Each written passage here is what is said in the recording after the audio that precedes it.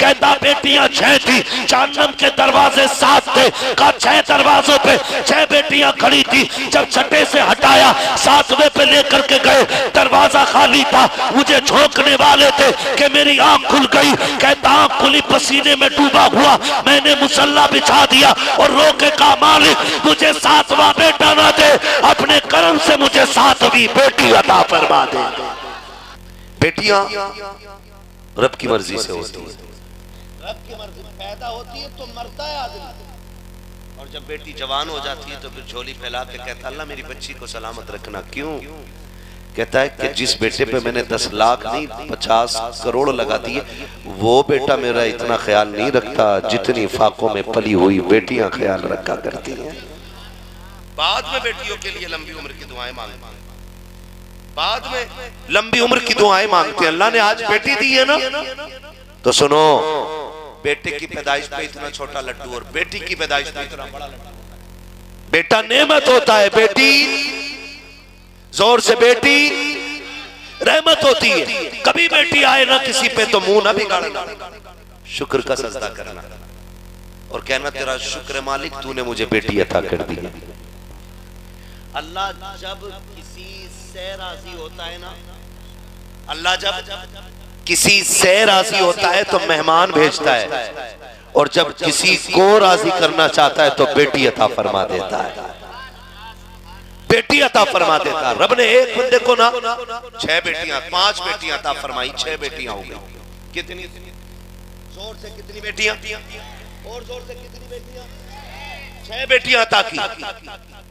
7ویں مرتبہ بیوی امید سے ہوئی، شوہر نے بیوی کا گریبان پکڑ لیا اور کہنے لگا سنی اس بار اگر بیٹی آ گئی تو بچی کو قتل کر دوں گا اور تجھے گھر سے نکالوں گا۔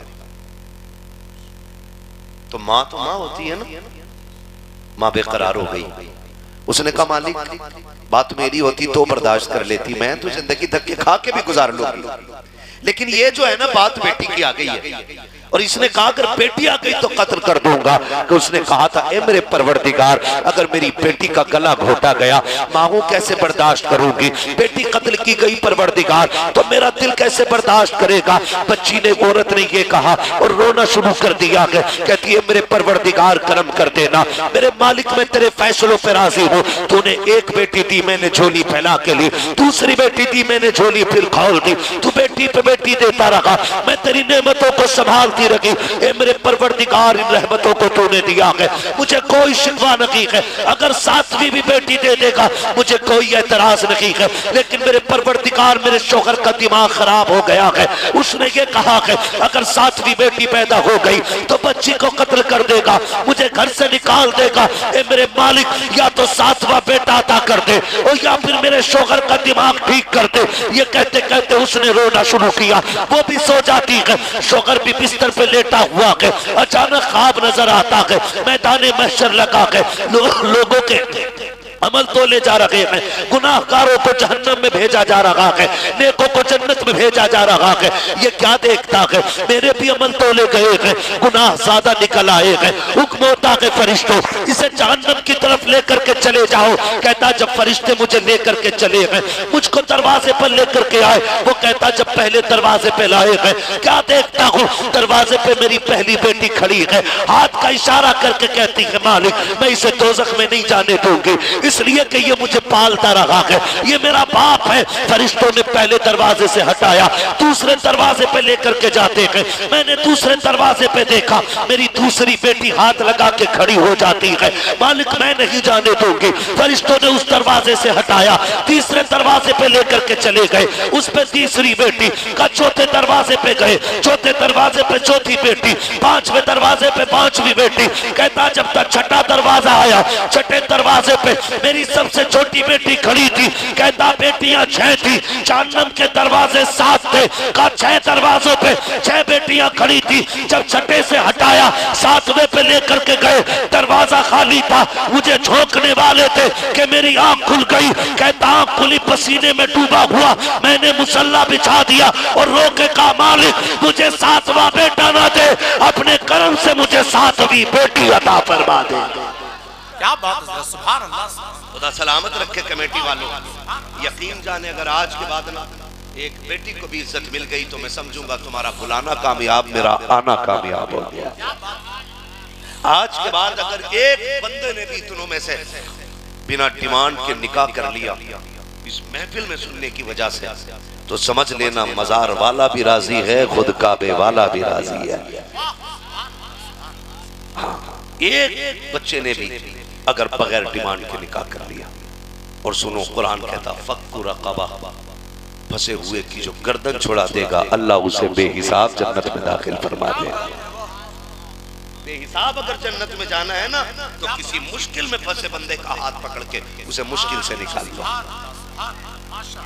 کریں گے انشاءاللہ، وعدہ کرتے ہیں انشاءاللہ۔ اللہ صاحب مزار کے صدقے میں سب کی بیٹیوں کو عزتیں عطا فرما دے، ہر باپ کی بیٹی سسرال میں سکھ سے رہے، ہر بھائی کی بہن عزتیں پائے، ہر بہن کا بھائی اللہ نیک بنا دے۔ اللہ سلامت رکھے۔ اور آپ سے میری ایک آخری گزارش، خدا توفیق دے تو چہرے حضور کی سنت کے مطابق سجا دے۔ کیسے؟ حضور کی سنت کے مطابق مرنا ہے نا، مرنا ہے نا، انہیں بھی مرنا جو ہر جمعے سنت کے بالوں کو چھیل کے نالی میں بہا دیتے ہیں، اور انہیں بھی مرنا ہے کہ جو سنت کو سینے پہ سجا کے سویا کرتے ہیں۔ مرنا سبھی کو ہے۔ بہنوں جوانوں سے میں ہاتھ نہیں اٹھواؤں گا، اٹھواتا بھی نہیں، کیوں میں جانتا ہوں یہ فیصلے مدینے سے ہوتے۔ حضور جسے پسند کر لیتے ہیں اس کا چہرہ اپنے چہرے کی طرح کرا دیتے ہیں۔ اور یاد رکھو ہم 1,00,000 بار کہیں نا حضور میرے، تو کیا ہوتا ہے؟ وہ ایک بار یہ کہہ دیں نا یہ میرا ہے تو بیڑا پار ہو جائے گا انشاءاللہ۔ وہ کہا تھا کیا بات ہو محشر میں سجدے کیے جاؤں، تم ہنس کے کہے جاؤ دیوانہ ہے دیوانہ، میں ہوش و حواس اپنے اس بات پہ کھو بیٹھا، تم نے جو کہا ہنس کر آیا میرا دیوانہ، ہے نا جی؟ تو اگر حضور ایک بار اپنا کہہ دے تو بیڑا پار ہو جائے گا۔ نوجوانوں کوشش یہ کریں کہ چہرے سنت کے مطابق سجائیں گے انشاءاللہ، سجائیں گے انشاءاللہ۔ میں کبھی ایسے دیکھتا ہوں دفن جانا ہوتا ہے نا تو چہرے دیکھتا ہوں، قسم کھا کے کہہ رہا ہوں جب مرنے والے کے چہرے پہ داڑھی دیکھتا ہوں نا تو دل میں خوشی محسوس ہوتی ہے، دل میں خوشی محسوس ہوتی ہے، اور جب چہرے پہ داڑھی نہ دکھائی دینا تو ڈر ستاتا ہے۔ نیکی کتنی بھی کی تو کیا ہوا، اگر حضور نے قبر میں منہ پھیر لیا نا تو کوئی خیریت نہیں ہوگی، کوئی راحت قبر میں نہیں دی جائے گی، اور چہرے پہ داڑھی سجی ہوگی۔ اور حضور قبر میں آئے اور سوال ہوتا ما کنت تقول فی حق هذا الرجل، ان کے بارے میں کیا کہتا تھا؟ حضور مسکرا کے مڑ کے دیکھ لیں، یوں لب کشا ہوئے کہ گلستان بنا دیا۔ حضور مسکرا کے دیکھیں گے قبر نور علی نور بنا دی جائے گی۔ اور میں نے تو یہاں تک بزرگوں کو فرماتے سنا، کوئی بندہ قبر میں داڑھی لے کے جاتا ہے، فرشتے کفن ہٹاتے ہیں، پوچھتے کرنا کیا ہے؟ حساب نہیں لینا؟ ہاں حساب تو لینا ہے۔ کہا اس کے چہرے پہ داڑھی ہے، لگتا نہیں ہے کہ یہ حضور کا ہو کے آئے؟ کہا داڑھی کی وجہ سے بندے قبر میں بخش